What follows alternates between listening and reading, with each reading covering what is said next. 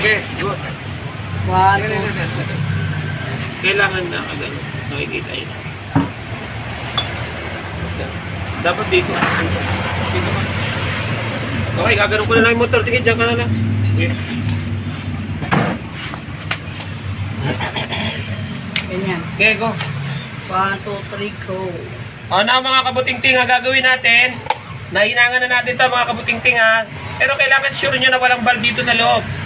Ha? Walang charging valve ha? Kasi baka mamaya may charging valve yan, humigop, tapos mapuno ka agad, tumaas ang pressure, maaring bumitaw ang piston nito. Kaya make sure natin na wala siyang valve talaga ha.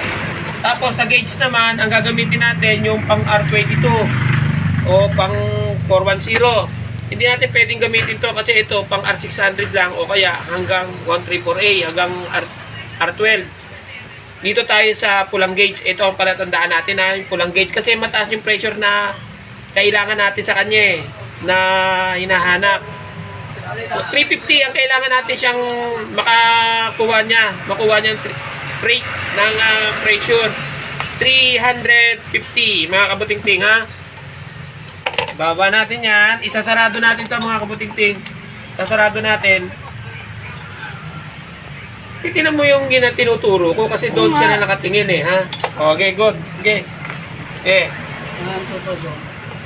Ngayon, ilalagay na natin to dito. Ha? Noos. Ha?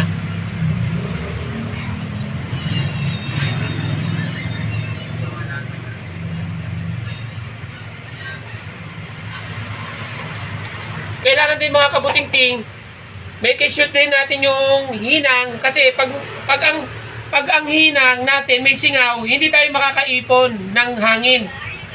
Maiisip natin yon, loose compression, yung pala tayo ang sablay mga kabuting-ting.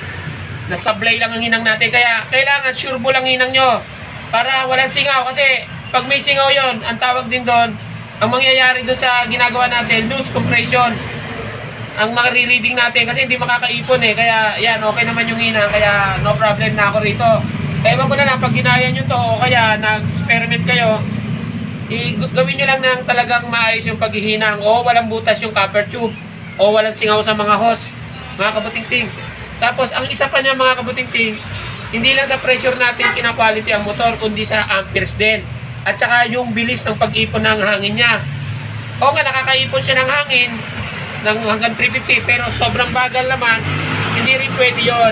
Hindi rin pwede kasi ang motor, ang mangyayari dun sa motor, mag-iinit yun at mamamatay yun. Kailangan mabilis siyang makapag-compress ha? Kaya iaano din natin to. Tapos syempre kukunin din natin yung amperahe ng motor. Nandito natin makikita yan mga kabuting-ting, yung amperahe ng motor. Ayan, dito natin ang gagayahin natin yan na halimbawa ito sa amperahe. Malabo na mga tako mga kabuting-ting. Ito mga kabuting-ting, ayan. Medyo papalakihin natin ha. Ang amperahe